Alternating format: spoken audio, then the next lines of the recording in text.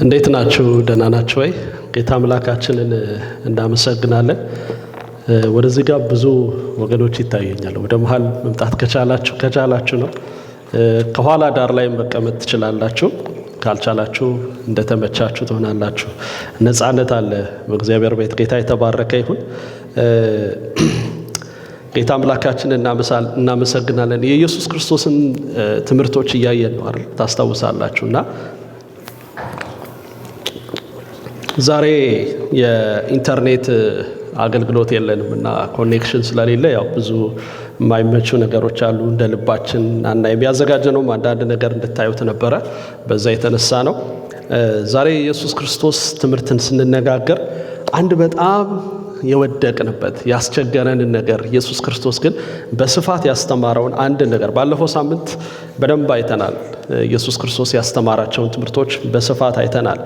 ዛሬ ስለ አንድ ነገር በጣም ያስተማረበትን ክፍል እንድናይ አስባለሁ። የማቴዎስ ወንጌልን እያየን ያለነው ኢየሱስ ክርስቶስ በተራራው ጀምሮ ያስተማራቸው ወደ ተአምራቶች ከመግባቱ በፊት እንደ አስተማሪ ባለፈው አንስተነው ነበር። ታስታውስ እንደሆነ ኢየሱስ ከተጠራባቸው ስሞች ሁሉ በጣም ብዙ ጊዜ የተጠራው ከ40 እና ከ50 ጊዜ በላይ የተጠራበት ስም ምን የሚል ነው ብያቸዋለሁ? ራባይ፣ መምህር የሚል ነው። ኢየሱስ ክርስቶስ በጣም የሚገርማችሁ ሌሊቱን ሲጸልይ ይውላል፣ ቀን ያስተምራል። እስካሁን ድረስ እንደዚህ አይነት አገልጋይ አላየሁም። ሌሊቱን ሙሉ ሲጸልይ ይውላል፣ ቀን ምን ያደርጋል? ያስተምራል። ታስታውሱ እንደሆነ በባህር ላይ ሲሄዱ በቀን ምን ብሎ ነበር ይላል? ተኝቶ ነበር። በጣም ኤግዞስትድ መሆኑን የምታውቁት ማዕበሉ ሲናወጥ እሱ ድርግም ብሎ ተኝቷል። እነሱ ሲሰቃዩ ድርግም ብሎ የተኛበት ምክንያት አንዱ ደክሞት ነበር። በጣም ያገለግል ነበር ኢየሱስ ክርስቶስ። ቀን ያስተምራል፣ ተአምራት ያደርጋል፣ ሌሊት ግን ምን ያደርጋል? ይጸልያል። ብዙ ሰዎች ያውቁታል ብዬ አስባለሁ። አንድ ሰው አለ ማርቲን ሉተር የሚባል ሪፎርሜሽን ፐርሰን ይባላል። ግሬት ሪፎርመር ይባላል። ታላቅ የተሃድሶ ሰው ነው ማርቲን ሉተር። ስለ ማርቲን ሉተር የጸሎት ሕይወት ሳነብ በጣም ነው ልቤ የተነካው። የሚገርማችሁ አንድ ጊዜ አንድ ነገር ካየው በኋላ ነው ስለሱ ማየት የጀመርኩት። አንድ ጊዜ ማርቲን ሉተር በጣም አዝኖ ወደ ቤት ገባ። ሲገባ ሚስቱ ያደረገችው እንደዚህ ነው። ወደ ጓዳ ገባችና ጥቁር ልብስ ለብሳ መታ ቁጭ አለች። እንዴ ምን ነው ሲላት፣ አይ እግዚአብሔር ሞቷል ማለት ነው። ማርቲን ሉተር ሊያዝን አይገባም። እግዚአብሔር ከሞተ ብቻ ነው ማርቲን ሉተር ፊቱ የሚያዝ ነው እስክትል ድረስ ሚስቱ ራሱ እስክትናገር ድረስ በሕይወቱ ታላቅ ተሐድሶ የመጣበት ሰው ነው። ስለ ጸሎት ሲናገር ምን አለ? ጥቂት ቃላት ባወጣህ ጊዜ ጥሩ ጸሎት ትጸልያለህ። ጥሩ ጸሎት ትምህርት ቤት ነው። የጸሎት ትምህርት ቤት በመግባት የምታገኘው ነው እንጂ የቃላት ድርድር አይደለም ጸሎት። እንደውም በግልጽ ሲናገር በጣም ጥቂት ቃል የሚጸልይ ሰው ነው ጸሎት የገባው እንጂ ረጅም ነገር በመደረር በኋላ እናያቸዋለን። ኢየሱስ ክርስቶስ በትኩረት ስለ ጸሎት ያስተማረባቸው አንዱ ነጥብ እሱም ላይ ስለሆነ ነው። በጣም የሚገርማችሁ አንድ ጊዜ ምን አለ ማርቲን ሉተር? በቀን 2 ሰዓት መጸለይ ካልቻልኩኝ በቀኑ ላይ ሰይጣን ድል ያገኛል አለ። በቀኑ ላይ ሰይጣን ድል የሚያገኘው በቀን 2 ሰዓት መጸለይ ካልቻልኩ። እንደውም ጌታ ኢየሱስ ክርስቶስ ያለው ሐዋርያትን ደቀ መዛሙርቱን 1 ሰዓት እንኳን ከኔ ጋር መትጋት ያቀታችኋል ነው ያለው። በኋላ የምናያቸው ነገሮች አሉ። ጸሎት ፕሮቶኮል አይደለም፣ ትምህርት ቤት ነው፣ ላይፍ ነው፣ ህይወት ነው። ጌታ ኢየሱስ በትኩረት እነዛን ትምህርቶች አስተምሯል። ለዚህ ነው ግሬት ሪፎርመርስ ተብሎ የተጻፈው የተነገረለት። እንደውም አንዳንድ ሰዎች ስለ ማርቲን ሉተር ሲናገሩ እንደሱ ጸሎትን አንደርስታንድ ያደረገው ሰው የለም ይላል። ዲፕ አንደርስታንዲንግ ግን ያለው ሪጉላርሊ ነው፣ በቋሚነት ነው የሚጸልየው። ጌታ ኢየሱስም ሳታቋርጡ ምን በሉ ብሏል? ጸልዩ። አሁን ገባችኋል? ስለምን ነው የምንማረው? ስለ ጸሎት። ኢየሱስ ክርስቶስ ስለ ጸሎት ያስተማረውን ትምህርት ነው። በጣም ደስ የሚለኝ ነገር ኢየሱስ ክርስቶስ ሲያስተምር ጀጅ አድርጎ አይደለም የሚያስተምረው፣ እየፈረደባቸው አይደለም። አሁን እንድትሰሙኝ የምፈልገው የበደለኝነት ስሜት እየተሰማችሁ አይደለም። ልክ ትምህርት ቤት ልጆች ሲሄዱ አዲስ ነገር ለማግኘት እንደሚጓጉ ዛሬ እግዚአብሔር አዲስ ነገር ይሰጠናል። የሆነ እንደማናቅ ሆነን ሳይሆን እንደምንማር ሆነን ከእግዚአብሔር እንሰማለን። እኔ እግዚአብሔር ሲያስተምረኝ እንደዛ ብዬ ነው የተማርኩት። ጸሎትን በቅጡ አንደርስታንድ እንድናረግ እግዚአብሔር ይፈልጋል። ከገባን ነው በትክክል የምንጸልየው፣ በእግዚአብሔር ዘንድ ቫልዩ ያለው ጸሎት የምንጸልየው። በሉቃስ 6:12 ላይ የእግዚአብሔር ቃል ሲናገር ሌሊቱን ሙሉ ሲጸልይ አደረ ይላል ስለ ጌታ ኢየሱስ ሲናገር። ሌሊቱን ሙሉ ሌሊቱን ሙሉ በሉ ሌሊቱን ሙሉ ሲጸልይ አደረ። ከዛ በኋላ ሉቃስ 11:1 ላይ ደግሞ ምን ታያላችሁ? ደቀ መዛሙርት በጣም በጸሎት ሕይወቱ ከመነካታቸው የተነሳ ምን ብለው ጠየቁት? አንድ ቀን ኢየሱስ በአንድ ስፍራ ይጸልይ ነበር ይላል። ጌታ ይባርካቸው እንደምንም ብለው እያወጡልን ነው፣ ኢንተርኔት ኮኔክሽን ባይኖርም። አንድ ቀን በአንድ ስፍራ ጌታ ኢየሱስ ይጸልይ ነበር። ከዛ ደቀ መዛሙርቱ ጸሎቱን በጨረሰ ጊዜ ምን እንዳሉት ታውቃላችሁ? ወይኔ ደስ ሲል እኛንም እስቲ አንብቡት፣ እኛንም እንበለን አስተምረን አሉት። እንዴት መጸለይ እንዳለብን አስተምረን። ጸሎት ምንድነው ማለት ነው? ትምህርት ነው። ኢየሱስ ክርስቶስ ለዛ ነው ጸሎትን በትምህርት መልክ የነገራቸው። ስለዚህ ኢየሱስ ክርስቶስ ስለ ጸሎት ከማስተማሩ በፊት እነሱ ራሳቸው ስለ ጸሎት ምን ብለው ነበር? ተስበው ነበር። የጸሎት ሕይወቱ ምን አድርጓቸው ነበር? ስቧቸው ነበር። መጣው ይለና የሆነ ተራራ ላይ ሄዶ አይመጣም። እንዴት ደስ የሚል ሕይወት! ከዛ በኋላ ጸልዮ ሲመጣ ፊቱ ይቀየር፣ ሌላ ሰው ነው የሚሆንባቸው። ሚራክል ነው፣ የሚያስገርም ነገር ነው የሚያደርገው። እና ኢየሱስ ክርስቶስ በሕይወቱ ትኩረት ያደረገባቸው ሁለት ነገሮች ጸሎትና ማስተማር። በጣም ያስተምራል። ለዛ ነው እግዚአብሔር ቃል ሲናገር አንዳንድ ሰዎችም ይላሉ ኢየሱስ ስለሚጸልይ አይጮህም ይላል። የሚጮሁ ሰባኪዎች ልክ አይደሉም ማለት ሳይሆን ኢየሱስ ክርስቶስ ስለሚጸልይ መጮህ አያስፈልገው። ሲናገር የእግዚአብሔርም ቃል ሲናገር ባሪያዬ አይጮህም ይላል። አይጮህም። ኢየሱስ መጮህ አያስፈልገውም። ትምህርቱ እንደ ዝናብ ነጠብጣብ እንደ ባለስልጣናት ምን ነበራቸው? አቅም ነበራቸው። የሚያስፈልገው የእግዚአብሔር ቃል ኃይል ነው እንጂ የሚያስፈልገው የእኛ ጩኸት አይደል። አንዳንድ ሰዎች ጉሮሯቸውን ሁሉ ያሟቸው ከሰበኩ በኋላ ድምጻቸው የሚዘጋ ሰዎች አላያቸው? እግዚአብሔር ብሎ ይላሉ። በቃ የነሱ ጩኸት ነው እንጂ የሚያስተጋባው የትምህርቱ ኃይለኝነት በሰው ሕይወት ውስጥ ለውጥ አያመጣም። አስታውሳለሁ አንድ ሰው ሲናገር በጣም ደስ ያላችሁ ቀን ተናገሩ ሲባል አንድ ቀን አለ ሳስተምር ብዙ ሰው አልመጣም አለ። አንዱ ሲናገር ብዙ ሰው አልመጣም፣ በቃ ጭር ያለ ይመስላል፣ አንዳንዱ ሚተኛ ይመስላል ምናምን። ጨረስኩ አለ። ከዛ አልቆ ቢሮ የተንኳኳ አለ። ሁሉም ወደ ቤቱ ሄደ፣ ቢሮ የተንኳኳ። አንድ ሴት መጣችና እንደዚህ ያለችኛል፣ ዛሬ የገዛሁትን ገመድ የበጠስኩት እግዚአብሔር ባንተ ተናግሮኝ ነው። ክርስቲያንም እንደዚህ ያደርጋል አልኳል። ልጅቷ ለካ ሄዳ ልትሞት ጨርሳ ነበር። የመጨረሻ ጊዜ በላይ መጣች። በህይወቴ እግዚአብሔር በሰው መልክ ቆሞ አይቻላቅም ማለች። እሱ ግን ምንድነው ፊል ያደረገው? የሆነ በቃ ጭር ያለ የሚሰማው ሰው የሌለ ምናምን የመሰለው። ግን እግዚአብሔር በሱ ምን አድርጎ ነበር? ቃሉ ምን ነበረ? ፓወርፉል ነበር። እና ኢየሱስ የሚናገረው ቃል ይናገራል ይላል። የእግዚአብሔር ቃል ሲናገር እንደ ባለስልጣናት እንጂ እንደ ኖርማል አስተማሪ አልነበረም። ምን ስለሚያደርግ? ስለሚጸልይ። ኢየሱስ ክርስቶስ 3 ነገሮች ስለ ጸሎት ተናግሯል። እነዚህን ቶሎ ብዬ ነግራቸዋለሁ፣ ሰዓታችንም ስለገፋ እንዴት እንደማድረግ አላውቅም። ለሁለት ሳምንት የሚሆን ትምህርት ነው፣ ግን በተቻለ መጠን ዋና ነጥቡን ነግራቸዋለሁ። የሚቀጥለው ሳምንት ሌላ ሰው ስለሚመጣ እንግዲህ ወር ሄደናል በኢየሱስ ትምህርት፣ ምናልባት ሌላ ሰው ሊመጣ ይችል ይሆናል። 3 ነገሮችን ቶሎ ብዬ ልንገራችሁ። ኢየሱስ ክርስቶስ ስለ ጸሎት ያስተማረባቸው ማስታወሻ ብትይዙ ደስ ይለኛል። ካልያዛችሁ አይ ሆፕ መስፍኔ የተቀዳ ነገር ስለሆነ ይለቅልናል ብዬ አስባለሁ። 3 ነገሮች ሲናገር የመጀመሪያ ኢየሱስ ያስተማረው የጸሎት እንቅፋት የጸሎት እንቅፋት፣ ለጸሎት እንቅፋት የሆኑ 3 ነገሮችን አስተምሯል። መጀመሪያ ኢየሱስ የጸሎትን እንቅፋት ሳይነካ ወደ ጸሎት አልገባም። ሁለተኛ የጸሎት ደረጃዎች፣ ሰው የሚጸልያቸው ጸሎት ደረጃዎች አሏቸው። እኔ በጣም ነው የገረመኝ እሱን ክፍል ጌታ ሲያብራራልኝ። የጸሎት ደረጃዎችን አስተምሯል። በመጨረሻ ደግሞ ትክክለኛን ጸሎት፣ ልከኛን ጸሎት፣ ትክክለኛው ጸሎት ሰው እንዴት ብሎ ነው መጸለይ ያለበት ብላችሁ ኢየሱስ ክርስቶስን ብትጠይቁት ያስተማረበት እነዚህ 3 ነገሮች ቶሎ እያለን እንሄዳለን። ለዚህ ይመስለኛል የኢየሱስ ክርስቶስ ሐዋርያት ከሆኑት መካከል እንደውም አንዳንድ ሰዎች ያዕቆብ ሳይሆን አይቀርም አስተምረን ያለው ብለው ይላል። ከኢየሱስ ክርስቶስ ደቀ መዛሙርቶች የጸሎት ሰው የሚባለው ማን እንደሆነ ታውቃላችሁ? ያዕቆብ የሚገርም የጸሎት ሰው ነው። የያዕቆብን ታሪክ ወደ ኋላ ሄደው አንዳንድ ሰዎች ሲያዩ እንደውም ከማንም ይልቅ የኤልያስን የሚያክል ጸሎት፣ አስደናቂውን የኤልያስን ጸሎት፣ የጻድቅ ሰው ጸሎት በስራዋ እጅግ ኃይል ታደርጋለች አለ ያዕቆብ 5:16 ላይ። የጻድቅ ሰው ጸሎት በስራዋ እጅግ ኃይል ታደርጋለችና ኤልያስ እንደኛ ምን ነበር? ሰው ነበር። ስለዚህ ዋናው ምንድነው? ጸሎት ነው። የጻድቅ ሰው ጸሎት በስራዋ እጅግ ኃይል ታደርጋለች። ኤልያስ እንደኛ ሰው ነበረ፣ ግን ሰማይ ዝናብን እንዳይሰጥ ዘጋ፣ ደግሞ ሲፈልግ ዝናብን እንዲዘንብ ከፈተ ይላል። ትልቅ ነገር ከተናገረ በኋላ ኖ ኢትስ ጀስት እንደኛ ሰው ነው ይላል። በጣም አቅልሎ ነው የሚናገረው። ኤልያስ እኮ ያደረገው ነገር እጅግ አስደናቂ ነገር። እናንተ ቤታችሁ ሄዳችሁ ቧንቧችሁን እንደምትዘጉ እንደምትከፍቱት ነው። ሰማይን ይዘጋል ይከፍታል። ይሄ በጣም ከባድ ነገር አይደል? ግን ሲል ኤልያስ እንደኛ አትደነቁ፣ ብቻ የጻድቅ ሰው ጸሎት በስራዋ እጅግ ኃይል ታደርጋለች። እንደውም መከራ የሚቀበል ሰው ይጸልይ ብሎ መጀመሪያ የተናገረው ያዕቆብ ነው። እና የመጽሐፍ ቅዱስ አዋቂዎች ስለ ያዕቆብ ያጠኑ ሰዎች ሲናገሩ እግሩ የግመል እግር ነው። መጃብቅሎ በጣም በመጸለዩ በጣም በመቆየቱ እግሩ ሰፋፊ ነው። ጉልበቱ በጣም ሰፋፊ ነው ያዕቆብ።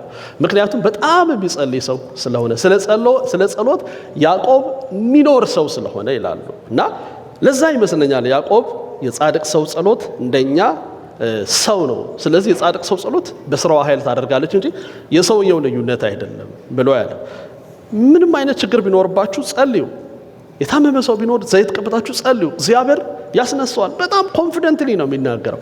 ምክንያቱም ምንም ያደርግ ስለሆነ ያዕቆብ በኢየሱስ ክርስቶስ ሕይወት ተነክቷል ይላሉ የመጽሐፍ ቅዱስ አዋቂዎች። ስለዚህ ኢየሱስ ክርስቶስ ስለ ጸሎት እንቅፋቶች ያስተማራቸውን ቶሎ ብዬ ልንገራችሁ። የመጀመሪያው ኢየሱስ ክርስቶስ ያስተማረው በደንብ ብትሰሙኝ ደስ ይለኛል። የግብዝነት ጸሎት። ግብዝነት የጸሎት እንቅፋት ነው። እስቲ ግብዝነት በሉ። ግብዝነት እኔ እንዲህ ብየዋለሁ፣ ለሰው ጸሎት ብየዋለሁ። የሰው ጸሎት አላልኩም። የምን ጸሎት? ለሰው ጸሎት። አንዳንድ ሰዎች ለሰው ይጸልያሉ፣ ሰው እንዲሰማቸው ይጸልያሉ፣ ጸሎታቸው ጥሩ ነው እንዲባሉ ይጸልያሉ። ኢየሱስ ክርስቶስ ስላነሳው ነው። አንዳንዴ ስውሩ ጠላታችን ነው ብዬ አስባለሁ። ጌታ ኢየሱስ ሲጀምር በዋርኒንግ ነው የሚጀምረው። ምዕራፍ 6 ቁጥር 1 ላይ ለሰው ለመታየት ምንም ነገር እንዳታረጉ ይላል ሲጀመር። እስቲ እንድገመው። ለሰው ለመታየት ምንም ነገር እንዳታደርጉ፣ ሰዎች እንዲያዩላችሁ መልካም ስራቸውን በፊታቸው ከማድረግ ተጠንቀቁ። ደስ የሚለን እኮ እሱ ነው። እውነት ከነጋገርን ያረግነውን ነገር ሰው እንዲያይልን በጣም ነው ደስ የሚለኝ። እኔ ነኝ ምናምን ደስ ይለናል። በተለይ ደግሞ ጸልየን ነው እንዲህ ሊያውም ጸልየን ዛሬ 16 ሰዓት ጸለይኩ ለአንድ ሳምንት ተራራ ላይ ፋስቲንግ ነበርኩ። ደስ አይልም? ሌላውን ሰው ጆሮ አይከፍትም? ጌታ ኢየሱስ ስትጸልዩ እንደ ግብዞች አትሁኑ አለ። 6:5 ላይ ማቴዎስ 6:5 ላይ ስትጸልዩ እንደ ግብዞች አትሁኑ ይላል። በጣም የሚገርም ነገር ልንገራችሁ። ግብዝ የሚል አማርኛ ነው። ትክክለኛ ትርጉሙ ልንገራችሁ። ግብዝ የሚለው ቃል ትክክለኛ ትርጉሙ ሂፖክራይት፣ ይሄ አስመሳይ የሚል ቃል አለው። ግን ቃሉ በትክክል ቃሉ የምን ቃል እንደሆነ ልንገራችሁ። አክተር የሚያቅሰው ተዋናይ የሚያቅሰው ታውቃላችሁ፣ ድራማ የሚሰራ ሰው። አሁን መቼ ለታ ነው ድንገት ቲቪ ስንከፍት ከባለቤቴ ጋር የሆነ በስንቱ የሚባል ነገር ለመጀመሪያ ጊዜ ነው ያየሁት እና የምር ይመስላል። እኔ በጣም አደነኩት። ሰውየው መሰለኝ የሆነ ትንሽ ነው ያየነው። ከዛ ሰውየው መሰለኝ ግን ሰውየው አይደለም፣ ሌላ ሚስት ነው ያለው አይደል? የዛች የልጅቷ ባል ሆኖ በቃ ባል ነው የሚመስለው። ተዋናይ ማለት ይሄ ነው። በቃ ቃሉ በትክክል ግብዝ የሚለው ቃል ይመጣል ሲጸልይ ሃሌሉያ ምናምን ይልና እናንተ ወይኔ እሱ ሲጸልይ ትላላችሁ። በእግዚአብሔር ፊት እንደዛ ነው ወይ? ስለዚህ ስትጸልዩ በማስመሰል እንዳትጸልዩ። ስትጸልዩ እየጸለያችሁ እንደሆነ እንዳትናገሩ። ስትጸልዩ ለታይታ እንዳትጸልዩ። ይሄ ጸሎት ታውቃላችሁ ከጣራ ያልፍም። ምክንያቱም ጌታ ኢየሱስ ሲናገር እነዚህ ፈሪሳውያን ሲጸልዩ ለሰው ለመታየት ይጸልያሉ። የቱ እንደሚጸልዩ ታውቃላችሁ? ኮርነር ላይ ነው የሚጸልዩት። በዚህ ጋር የሚመጣም ሰው እንዳያቸው እዚህ ጋር ይቆሙና ከዛ በዚህ የሚመጣ ሰው ያያቸዋል፣ በዚህ የሚመጣ ሰው ያያቸዋል። ከዛ ስትጸልያያት አቤት ኢየሱስ ጸሎት ይባላል። ከዛ ጌታ ኢየሱስ ምን አለ? ዋጋቸውን ተቀብለዋል። የጸለዩት ለማን ነው? ሰው እንዳያቸው ነው አይደል? ሰው እንዳያቸው ከጸለዩ ሰው አይቷቸዋል፣ ደን ሰው እንዳያቸው ስለጸለዩ ሰው ካያቸው ጨረሱ። ስለዚህ ዋጋቸውን ተቀብለዋል። እነሱን አትምሰሏቸው። አንተ ግን ስትጸልይ በስውር ግባና በርህን እንደው ምን አድርግ ፕሊዝ እየጸለይኩ ነው ብለህ እንዳትናገር። ጓዳ ግባ። አደባባይ መውጣት ካስፈለገ የሰማይ አባትህ በአደባባይ ይከፍልሃል። ያው የሚጸልይ ሰው መቼ እንደሚታወቅ ታውቃላችሁ? በአደባባይ ሽልማት ሲቀበል። እሺ ጥሩ ተማሪ ጥሩ መሆኑን ለረጅም ጊዜ ትምህርት ቤት አሁን አስታውሳለሁ ቴዎሎጂ ስኩል ስማር እኔ ብዙም እንትን አለንም ትምህርት ቤት አሉንም ወጣለሁ ግን ጌታ ረድቶኝ ይገባኝ ነበርና ከዛ ይሄ ጂፒኤም ይባላል አይደል ያመጣነው ውጤት ተደምሮ ያመቱ ምናምን እስከዛ ድረስ ምናምን ሲባል አንተ እንደዚህ ያመጣኸው የሰራሁትን ሰርቻለሁ ልክ እንደዛ ነው ጸሎት ውስጡን የምትሰሩትን የምትጸልዩትን ትጸልያላችሁ አደባባይ ለምረው የምትጠሩት ዋጋ ለመቀበል ለሽልማት የሰማዩ አባታችሁ በስውር የሚያይባታችሁ በግልጽ ደስ አይልም እግዚአብሔር አትጨነቁ በመጸለያችሁ ሰው ስላላወቀ አትጨነቁ እግዚአብሔር በአደባባይ ምን ያረጋችኋል ይከፍላችኋል መውጣት አትጨነቁ ስትቀበሉ ተወጣላችሁ አንድ ታሪክ ሰምቼ በጣም ልቤ ተነክቷል እና አንድ ሰባኪ ይሰብካልና ሰብኮ ሊጨርስ አካባቢ አንድ እናት ሁሌ ማለቂያው ላይ ይመጣሉ ያያቸው ይበሳጫል በጣም ብዙ ጊዜ ታገሳቸው አንድ ቀን ግን አልቻለም እና ማዘር እኔ በጣም እየረበሽኩኝ ነው በጣም ነው ወዶት ግን በጣም እየተረበሽኩ ነው በምንድነው የምትረበሸው ልጄ ሁሌ ምን ሆነው ነው ጸሎቴ ልጨርስ ስለሚመጡት ልጄ ሆይ ማሳረጊያውን እያየው ነው እንጂ እስከመጣ ስጸልይልህ ነው ብለዋል ላንተ ስጸልይ ነው በአገልግሎትህ እግዚአብሔር እንዲረዳ ውጤትህን ለማየት ነው መጨረሻ ላይ የሚመጣው ጌታን የሚቀበል ሰው ለማየት ነው መጨረሻ ላይ የሚመጣው ስለዚህ ጸሎት እንደዚህ ነው በጓዳችን እንጸልያለን መናገር አያስፈልገንም እከሌ ጸላይ መስለን ለመታየት አንዳንዴ ይገርመኛል ይወጡና በመድረክ ላይ 40 ቀን በተራራ ላይ ጸለይን ይላል አይ ዶንት ኖ ጌታ ግን በፍጹም ለሰው እንደዛ አታርጉ 40 ቀን ተራራ ላይ የጸለየው ሰው የሚቀበለው ስትቀበል ያኔ ትታያለህ አትጨነቅ ይላል በጣም እንደውም ምን ይላል መሰላችሁ ሉቃስ 12 ከ1 እስከ 2 ምን ይላል ከፈሪሳውያን እርሾ ተጠበቁ እርሱ ምንድነው ግብዝነት ነው አክተር ናቸው ፈሪሳውያን ረጃጅም ልብስ ለብሰው ጸሎታቸውን በኋላ እናያለን እንዴት እንደሚጸልዩ እነሱ ስለዚህ ከፈሪሳውያን እርሾ ተጠበቁ እህቶች እዚህ ዳቦ ምትጋግሩ ስላላችሁ እኔ አያለው ባለቤቴም ስትሰራ ቦካ ታረገውና እርሾ ተጨምርና ትሄዳለች ስትመለስ ብላል በቃ እላ ራሱን ላይ ይከትና ሊጦቹን በሙሉ አያይዘው ወደ ላይ ይከምርና መታ ተሽ ስትለው ለከውሸቱ ዝም ብሎ ነው የተነፋው ያን ጉድ የሰራው ማን ነው እርሾ ስለዚህ ከፈሪሳውያን እርሾ ተጠበቁ እሱ ምንድነው ግብዝነት ስለዚህ ያስመስሉና በጣም ጸላይ ይመስላሉ አንድ ታሪክ ልንገራችሁና ወደ ሁለተኛው ሐሳብ ልሄድ አንድ ልጅ በጣም ሲጸልይ የሚናገራቸው ቃላቶች ጸሎቱ ልብ ይነካል አንዳንዶች ያለቅሳሉ አንዳንዴ ነግሬያቸዋለሁ መሰለኝ ስፍራ ትስቃለች ትዝብሏታል ማለት እና ከዛ በቃ በጣም ይጸልያል ደስ ሲል ጸሎቱ ይባላል አንድ ቀን ያዙትና እስቲ ዛሬ ጸልይ ሲሉት ኧረ በእናታችሁ ተውኛል ፕሊስ ባክ ጸልይ ኧረ ተውኝ በእናታችሁ ምን ሆነ ነው ወረቀቴን አላመጣሁትም ለካ ሁላችሁም አይናችሁን ጨፍኑ ይልና ያነበንባል በቃ ጸላይ ለመምሰል አጽፎ የጸሎትን አጽፎ አንድ ሰው አይኑን እንዳይገልጥ ጌታ ይባረክ ይልና ይለጠልጠዋል ከልቦ ካርላ እና እንዳትሆኑ እንደነሱ ይላል ጌታ ኢየሱስ በጣም የጸሎት እንቅፋት ብሎ 3 ነገሮችን ያስቀምጠው የመጀመሪያው ምንድነው ግብዝነት ጸሎት ውስጥ ማስመሰል የለም የቃላት አንዳንድ ሰዎች ድምጻቸውን ከፍ አድርገው ይጸልያሉ አንዳንድ ሰዎች ደስ የሚል ቃል ይመርጣሉ እናንተ እኮ ልትሰሙት ነው አቤት እሷ ትጸልይ ለማስባል እንጂ አንዳንዶች ደግሞ አባቶይ አንተ ቆምና ምን ይላሉ በቃ እና መጥፎ ነው ያልኳቸው አይደል ሰው እንዲሰማ ኢንቴንሽናሊ የሚደረግ ጸሎት እንቅፋት ነው ስለዚህ ጌታ ኢየሱስ የጸሎትን እንቅፋት ግብዝነት የሌለበት ጸሎት እንዲጸልዩ አስተማራቸው ሁለተኛ የነገራቸው ያለ ዕውቀትና ያለ መረዳት አትጸልዩ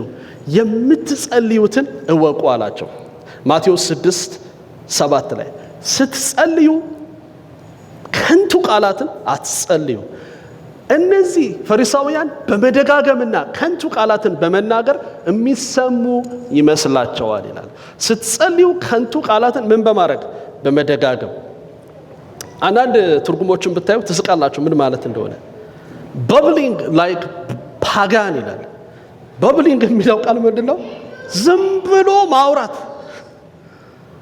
ሪፒት ድግም እያደረጉ ማውራት ምንድነው የምትለው ስትሉት አያውቀው እግዚአብሔር ሆይ በቃ ያወራዋል ግን ምን እንደምትጸልይ አያውቅም ጌታ ኢየሱስ ምን እንደምትጸልዩ ሳታውቁ አትደጋግሙ በሌላው ትርጉም ደግሞ ባዶ ቃል አትደጋግሙ ታውቃላችሁ አይደል አንዳንድ ሰዎች ምን እንደሚሉ አንድ ጊዜ መንገድ ላይ ቁጭ ብዬ ያለ ካፌ ኢትዮጵያ አንዱ መጣና መዝሙረ ዳዊት የሆነ ክፍልን ረጅም ነው ይደረድረዋል። ማአት ነገር ይደረድረዋል። እኔ አልገባኝም። ከዛ በኋላ በሚናገረው ቃል ውስጥ አንዱን ቃል አየሁትና ከሚናገረው ውስጥ እሱ ምን ማለት እንደሆነ ታውቃለህ? እኔ አላውቀውም። ታዲያ ለምን ነው ይሄን ሁሉ ቃል የምትነግረኝ? ልለምንበት አለኝ። ለካ ለመለመን የሰው ልብ ለማራራት ነው የሚናገረው። ምን እያለ እንደሆነ እንኳን አያውቀውም። መዝሙረ ዳዊት አንድ ሰፊ ምዕራፍን ነው በቃ እንደ ጉድ ሲደረድረው የነበረው። ዳዊት የሚደግሙ ሰዎች ቄሶች ምናምን እንደዚህ ምናምን ይደግማሉ። እስቲ ጠይቋቸው። ይሄ ሙድ ኦፍ ይሄ መደጋገም አንድን ነገር ኖ የምትጸልዩትን እወቁ አለ ጌታ ኢየሱስ። በመደጋገም የሚሰሙ ይመስላቸዋል። እየደጋገሙ ሲጮሁ እግዚአብሔር ደጋግመዋል ብሎ የሚሰማቸው ኖ፣ ዋጋ ያለው ተቀባይነት ያለው ቃል እያወቃችሁ ጸልዩ። ለምሳሌ ማቴዎስ 20:22 ላይ የምትለምኑትን አታውቁም ብሎ ገሰጻቸው ሐዋርያትን። የምንጸልየውን ማወቅ በእውቀት እንድንጸልይ ጌታ ኢየሱስ አስተምሯል። ሶስተኛ ያስተማረው ስለ እንቅፋት፣ አንደኛው የጸሎት እንቅፋት ምንድነው አልኳችሁ? ግብዝነት። ሁለተኛ ያለ እውቀት መጸለይ። ሶስተኛ አጥብቆ አለመጸለይ። የጸሎት ትልቁ እንቅፋት አጥብቆ አለመጸለይ። እኔም ኤክስፒሪየንስ ያደረኩት ነገር ስላለ ነው። አንዳንድ ሰዎች የጸሎት ርዕስ ይሰጡኛል። በተለይ ኢትዮጵያም በጣም ኤክስፒሪየንስ ያደረኩት እኔ ማስታወሻ ይዤ ጸልይላችኋል። ከዛ ከወር በኋላ እኮ ብዙ አልቆይም። ከወር በኋላ እንዴት ነው ያጉዳ የቱ ነው እንዴ እነዚህ ስለሱ ጊዜው ስጭት የቱ ነው ብዬ ነበር ይሉኛል። ሁሉ ጭራሽ አጥብቆ መጸለይ ጌታ ኢየሱስ ክርስቶስ ካበረታታው ነገር መካከል አንዱ ነው። ሉቃስ 18:1 ላይ ሳይታክቱ ሁልጊዜ መጸለይ እንዳለባቸው ያስተምራቸው ዘንድ ይሄን ምሳሌ ሰጣቸው ይላል። እስቲ እንበለው ምን ሳይሉ ሳይታክቱ። እስቲ ሳይታክቱ በሉ። ወገኖች እንደ ጸሎት የሚያታክት ነገር የለም። አንድ ነገር ደጋግሞ እንደመጠየቅ እግዚአብሔር ሆይ እቺ ሴት ይላል ቁጥር 18 ቁጥር 5 ላይ እግዚአብሔርንም ሰውንም ማይፈራውን ዳኛ በንዝንዟ አስመለሰችውና ሰውየው ምን አለ? እግዚአብሔርንም ሰውንም ባለፈራ ስለ ንዝንዟ እመልስላታለሁ። ትልቁ ችግራችን አንድ ወር እንጸልያለን፣ የሆነ ሳምንት እንጸልያለን፣ በሚቀጥለው እንረሳዋለን። የእግዚአብሔር ቃል ውስጥ ያሉ ግን የጸሎት ሰዎች ያንን ነገር ያለ መታከት በእግዚአብሔር ፊት ያስተምሩታል። ጌታ ኢየሱስ ይህንን ነገር ከእምነት ጋር ነው ያያያዘው። ምን አለ? በመጨረሻው ዘመን ስመጣ እምነት ያላቸው ሰዎች እንደዚህ አይነት የሚሟገት መልስልኝ የሚል የማይለቅ የጸና ልብ ያላቸው ሰዎች ይኖሩ ይሆንን ብሎ ተናገረ። እንኪያስ የሰማይ አባታችሁ ቀንና ሌሊት ወደ እርሱ ለሚጮሁ ምርጦቹ አይፈርድላቸውም? ፈጥኖ ይፈርድላቸዋል። አሁን ቀን ጸልየን ማታ እንጸልያለን፣ ሌሊት ጸልየን ቀን እንጸልያለን፣ እንረሳዋለን። እስቲ የጸለያችሁበትን አንዳንድ ርዕሶች አስቧቸው። ትዝ ሲሏችሁ ነው እንጸልዩ። ትልቁ የጸሎት እንቅፋት ምንድነው? ላክ ኦፍ ኮንሲስተንሲ። በዛ ነገር ደጋግሞ መጸለይ። ሰኞ ስንጸልይ የያዝናቸውን ርዕሶች በሙሉ እስኪመለሱ አንለቃቸው። ሲመለሱ ምስጋና እንላለን። እና ኮንሲስተንሲ ያስፈልጋል። የያዝናቸውን ነገሮች እግዚአብሔር እስኪመልስልን ድረስ መጮህ አለብን። አንዱ ትልቁ ነገር በእነሱ ሕይወት ውስጥ ያየነው ነገር ያየው ጌታ ኢየሱስ ኮንሲስተንሲ ነው። ስለዚህ ያንን ገስጿቸዋል። ያዕቆብ ለምን ኤልያስን ጠቀሰው? ቀደም ኤልያስን ጠቅሶታል ያዕቆብ አይደል? ኤልያስ እኮ ምን አይነት ሰው እንደሆነ ታውቃላችሁ? አንደኛ ነገሥት 18 ጊዜ ሲኖራችሁ ክፍሉን በሙሉ አንብቡት። የዝናቡ ውሽንፍር ኃይለኛ ነውና ኃይለኛ ዝናብ ይመጣልና ንጉሥ አካብ ሂድ እግዚአብሔር ዝናብ ይሰጣል አለው ይላል። በጣም የሚገርም ነገር ልንገራችሁ። ግን ኤልያስ ይላል የእግዚአብሔር ቃል ሲናገር 7 ጊዜ ይላል 7 ጊዜ ተመላለሰ ይላል 42 እና 43 ላይ አገልጋይ ባሪያ አለው። ባሪያውን ሂድና ሰማዩን እስቲ ዝናብ እየዘነበ ነው ሲል የለም አለው። አሁንም እንደገና ይጸልያል። እስቲ ሂድና ዝናብ ዘነበ አልዘነበ? አሁንም ይጸልያል። ጌታ ሆይ ዝናብ ይሰጣል ብለኸኝ፣ ዝናብ እለቃለሁ ብለኸኝ፣ ዶፍ እሰጣለሁ ብለኸኝ፣ ኧረ ጉድ ተዋረድኩ፣ ኧረ እንደው ይላል። አሁን እኛ እኮ ያዕቆብ ላይ ስለምናነብ ነው። ግን ሄደን እዚህ ላይ ስናነብ ኤልያስ አጥብቆ በመጸለይ የታወቀ ሰው። አሁንም ሂድና እስቲ ባከይ ይሆናል እንዴ አቀድም እኮ አየሁት። አሁንም በሰባተኛው ይላል 7 ጊዜ ሰውየውን ይልከዋል።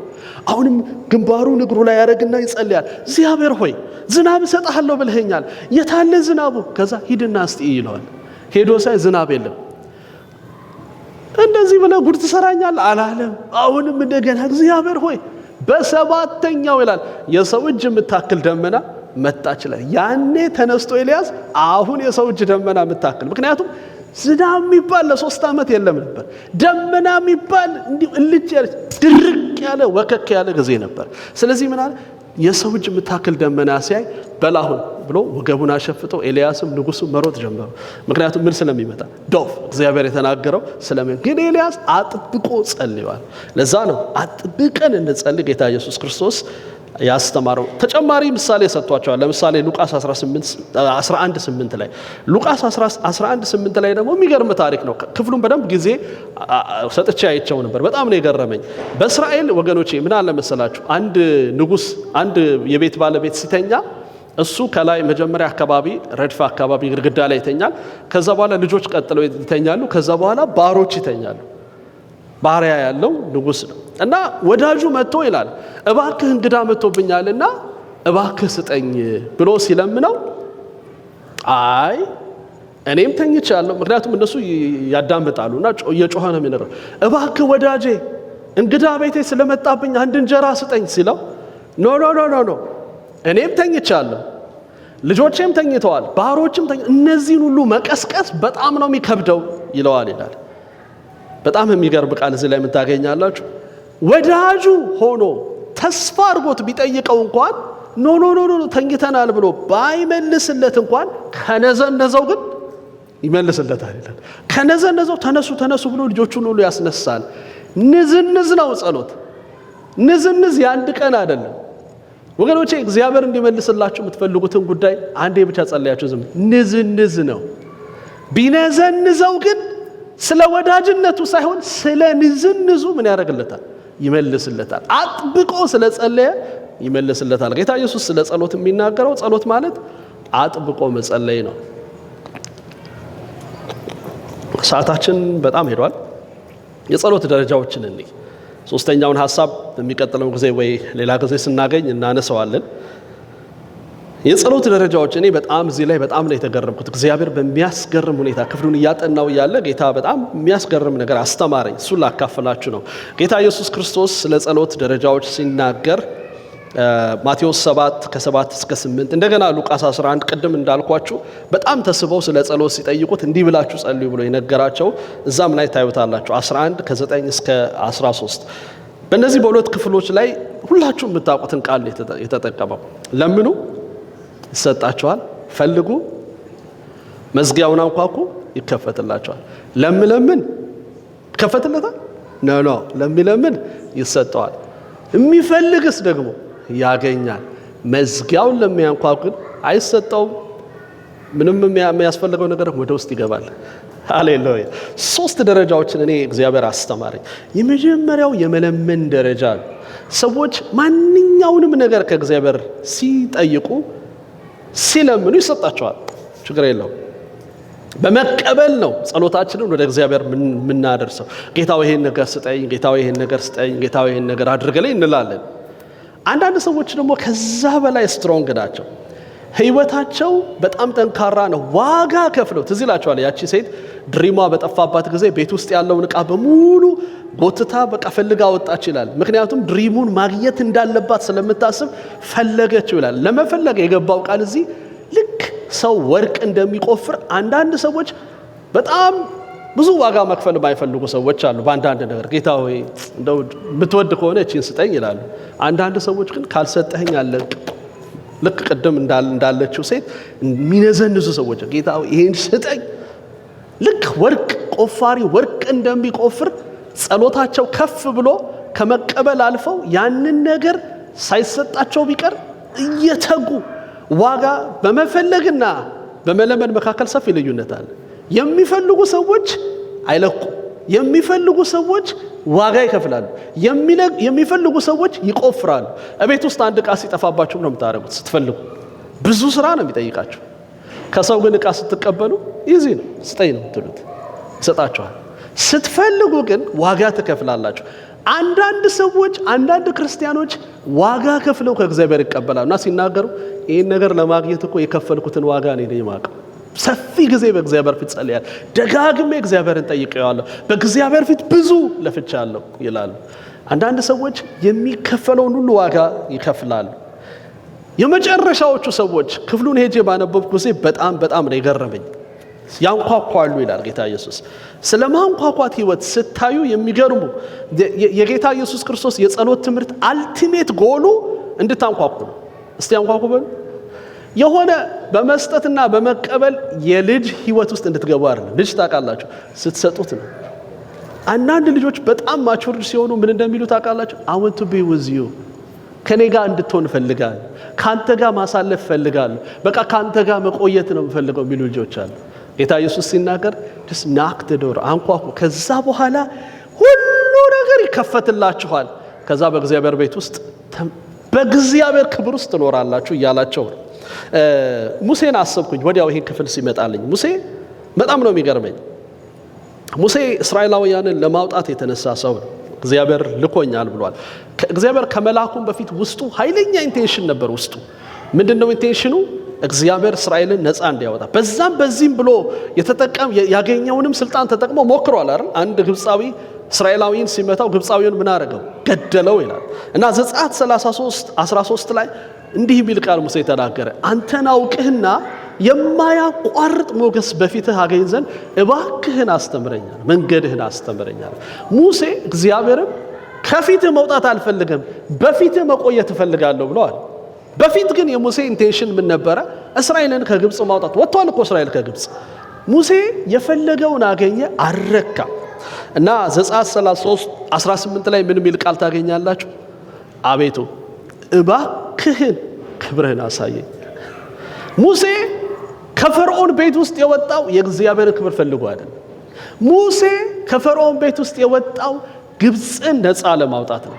ወደ እግዚአብሔር ፕሬዘንስ ሲመጣ እግዚአብሔርን ግን መገናኘት ሲጀምር በእግዚአብሔር ህልውና ውስጥ ሲገባ ግን ናክ ማድረግ ጀመረ። I want to be still there እዚህ መቆየት እፈልጋለሁ፣ ካንተ ጋር መሆን እፈልጋለሁ፣ ክብርህን ማየት እፈልጋለሁ። ከፈተለት እግዚአብሔር። በጣም የሚገርም ቃል ልንገራችሁ። እግዚአብሔር ስለ ሙሴ ሲናገር አሮንና ማርያም በሙሴ ላይ ተነስተው ነበርና እግዚአብሔር እንደዚህ አላቸው፣ እኔ እኮ ነብይ እኮ በነቢያት እኮ ትንቢት ልናገራቸው እችላለሁ፣ ህልም ላሳየው እችላለሁ። ሙሴ እንደዛ አይደለም። ሄቨን ኦፕን የሆነለት ሰው ሙሴ ነው። ለሙሴ እንዴት ዳይሬክትሊ ያየኛል እናገረዋለሁ። ምክንያቱም ሙሴ ከማንም በላይ በሩን ያንኳኳ ሙሴ ነው። ኦፕን ዘ ዶር ልግባ፣ ወደ ፕሬዘንስ ውስጥ ልግባ። ደጆቹን ያንኳኳ ማን ነው? ሙሴ ነው። ስለዚህ የእግዚአብሔር ቃል ሲናገር ሙሴን እንደሌላ ሰው አይደለም የምናገረው፣ ቀጥታ ነው የምናገረው። እንደ ነብይ አይደለም የምናገረው፣ እንደ የሆነ ራእይ እንደሚያስ ሙሴን ዳይሬክትሊ። እንዴት እንደቀላል ታዩታላችሁ አለ እግዚአብሔር። ግን ሙሴ ምን ብሎ ጠየቀ? እዚህ ዘጸአት 33:18 ላይ በፊት 14 ላይ ምን አለ? የማያቋርጥ ሞገስ እፈልጋለሁ፣ ማቆም አልፈልግም፣ ወደፊት መምጣት አለ። ቀጥሎ ምን አለ? ክብርህን አሳየኝ አለ። ሰው በራችሁን ሲያንኳኳና በር ላይ ቆሞ ስጡኝ ሲላችሁ አንድ አይደለም። አንድ ታሪክ ሰምቼ ትዝ አለኝ። ድሮ ጠገራ ብር የሚባል አለ። አንድ ሰው ሲናገር ነው የሰማሁት፣ ድንገት ነው የሰማሁት። እና ጠገራ ብር ደስ ይላል መሰለኝ፣ አይ ዶንት ኖ። እና አንድ ሰው ጠገራ ብር የሚወድ ሰው አለ። የጠገራ ብር ቤት ንጉሱ በአንድ ቤት ውስጥ ሰብስበው ነው የሚያስቀምጡት አለ። እና ከዛ እየመጣ ዘበኛውን አንድ ጠገራ ስጠኝ ይለዋል። በወርቅ የተሰራ ብር መሰለኝ ምናሽወር። እና ከዛ ይሰጠዋል። ከዛ ደስ ይለዋል። ያንን ይዞ ደግሞ አንድ ስጠኝ ይለዋል። እና ዘበኛው አንድ ነገር አስተዋለ። ይሄ ሰውዬ በጠገራ ፍቅር ሞቷል አለና በሩን ከፍቶ ግባ እዛ ብሎ ዘጋበት። ሰውየው በቃ ሰከረ በደስታ።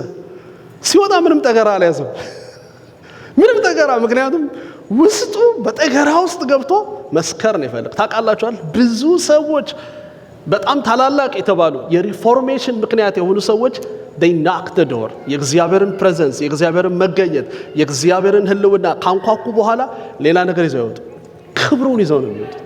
they are satisfied ከመስጠትና ከመቀበል ደግሞ ያንን ነገር ለማግኘት ዋጋ ከመፈለግ ከመትጋት ባለፈ እግዚአብሔር ፕሬዘንስ ውስጥ ገብተው ዘማሪዎችም ሲዘምሩ ሰምታችኋል። ስጦታህን ሳይሆን አንተን ነው የምፈልገው ሲሉ ሰምታችኋል።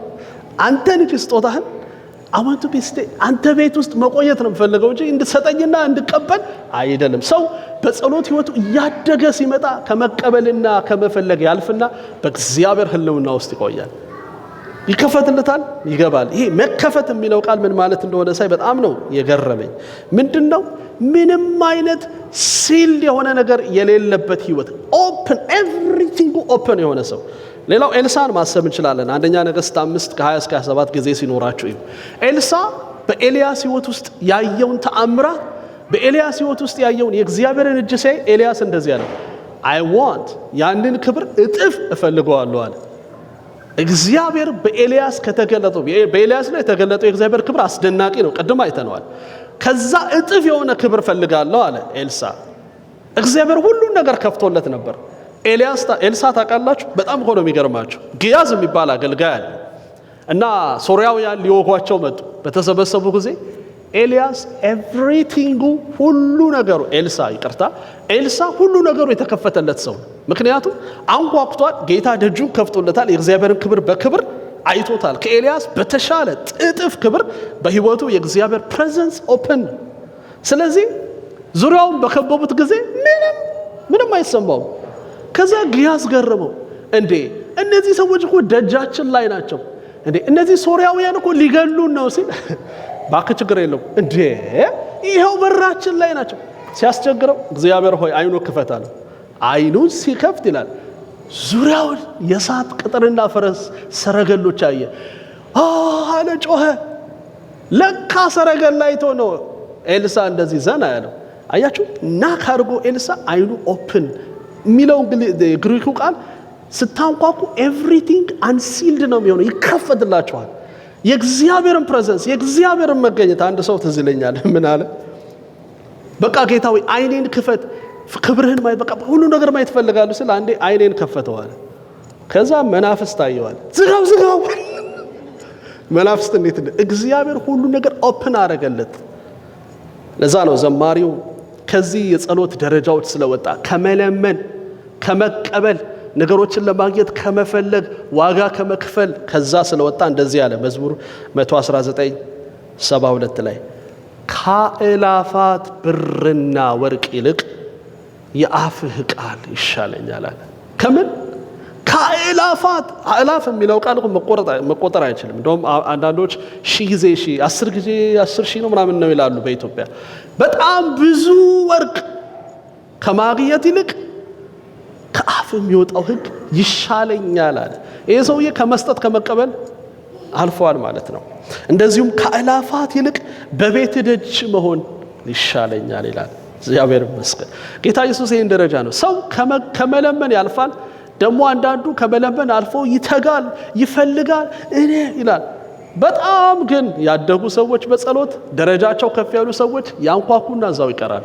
ትዝ ይላችኋል አይደል? እነ ጴጥሮስ በተራራ ላይ የኢየሱስ ክርስቶስን ክብር ባዩ ጊዜ ጌታ ሆይ እዚህ ድንኳን እንስራና እዚህ እንሆናል። የከበረ ነገር በሰማይ ስላዩ እኔ ሌላ ነገር አንፈልግም፣ መውረድ አያስፈልገንም። ታች ያሉት ምን ይሁን እኛ አንተ እዚህ ድንኳን እንስራና እዚህ እንቅራል።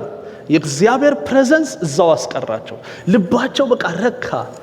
ስለዚህ ወደዚህ ደረጃ ሰዎች እንዲገቡ ስለፈለገ ጌታ ኢየሱስ ደገመው። ለምኑ ይሰጣችኋል አለ፣ ፈልጉ ታገኛላችሁ፣ መዝጊያውን አንኳኩ ይከፈትላችኋል ብሎ እንደገና ኮንፈርም ሲያደርገው ለሚለምን ይሰጠዋል፣ ለማኝ የሚፈልገው ያገኛል፣ መዝጊያውን የሚያንኳኳ ግን ይከፈትለታል። ሃሌሉያ። ጸልያለን።